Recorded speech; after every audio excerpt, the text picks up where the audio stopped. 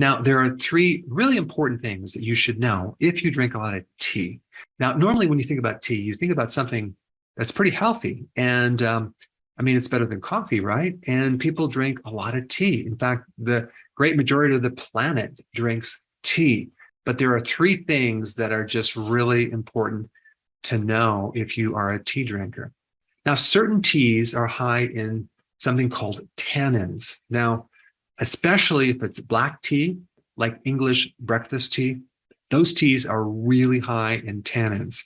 Now, green tea is very low in tannins, but when you're exposed to tannins, there's a couple things that happen. Number one, tannin tends to bind or chelate iron, okay, zinc, and calcium. So if you're drinking a lot of black tea, you're binding up your iron, your zinc, and your calcium, and then you may start experiencing symptoms of those minerals.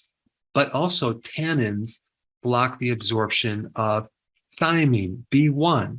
And B1, from my viewpoint, is one of the most important vitamins. I've done a lot of videos on B1, but if you're deficient in B1, you're going to get anxiety. You're going to have nervous tension. When you go to sleep at night, you might have more vivid dreams or even nightmares or restless leg syndrome.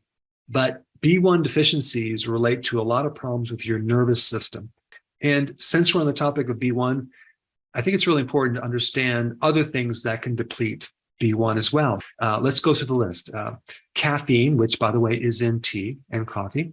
Coffee has tannins as well. Sugar, refined grains, sulfites, alcohol, metformin, which can cause a symptom of lactic acidosis, which is kind of dangerous. So if you're on metformin, you better be taking more B1 as well as B12 because both of those vitamins get depleted.